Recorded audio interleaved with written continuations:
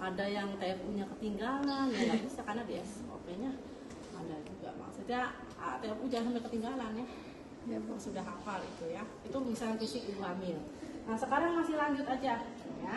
Lanjut, yang kedua adalah pemeriksaan fisik postpartum. Oh ya, Bu, kan habis pemeriksaan fisik ibu hamil ada melahirkan dulu deh, Bu. Nah, di buku kurikulum KKN Nurse yang terbaru itu kalau melahirkan itu posisi perawat itu sebagai asistensi, jadi bukan mandiri ya. Jadi itu kan ada interprofesional, jadi itu maksudnya kompetensi bidan. Jadi yang penting tahu aja tahapan melahirkan itu, jangan sampai kalah satu nggak tahu, kalau dua nggak tahu. Kalau pas SC ada kalah 1 sampai kalah 4 nggak? Kemarin ada tugas loh.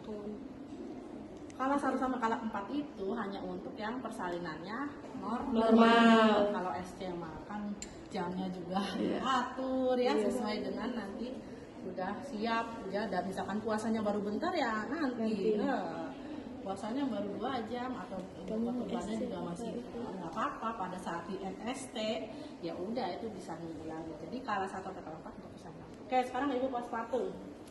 Pemeriksaan fisik ibu postpartum gunanya apa? Tujuannya untuk mengetahui kesehatan ibu postpartum setelah melahirkan. Yang kedua untuk mengetahui apabila ada komplikasi setelah melahirkan. Kalau bedanya dengan kala 4 apa Bu? Kalau kala 4, nah 4 jam setelah melahirkan jangan kemana-mana, masih dievaluasi pasien itu. Tapi kalau udah postpartum setelah lebih dari 4 jam dan dia ada di ruangan nifas, nah itulah dilakukan pemeriksaan fisik postpartum. Dan juga untuk mengetahui apabila ditemukan ada hemoragik postpartum ya.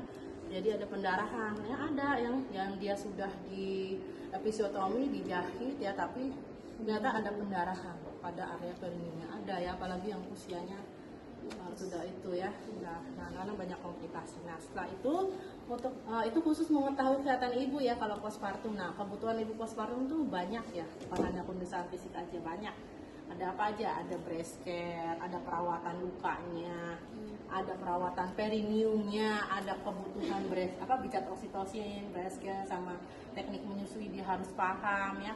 Untuk personal hygiene secara keseluruhan dia harus tahu, kebutuhan nutrisinya harus tahu, kebutuhan BAK, BAB setelah melahirkan penting. Karena apa? Karena banyak yang karena takut baru di SC dia jadi mempengaruhi stres, jadi dia malah BAB-nya 9 hari baru BAB. Itu ada seperti itu ya. Kalau saya 4 hari setelahnya baru BAB. Nah, jadi ada yang beda-beda sampai 9 hari baru bisa BAB.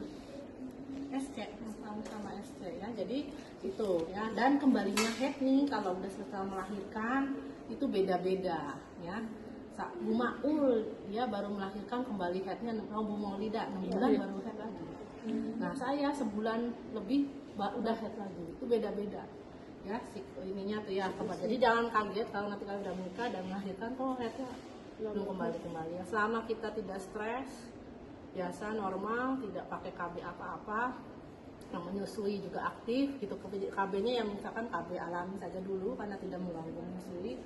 Nah itu apa-apa, kayak IUD itu tidak mengganggu menyusui. Itu beda lagi itu, nanti kebutuhan KB juga jadi kebutuhan postpartum. Oke, misalnya fisik postpartum itu dari head to toe juga ya. Dari kepala tadi sama, apa aja tadi?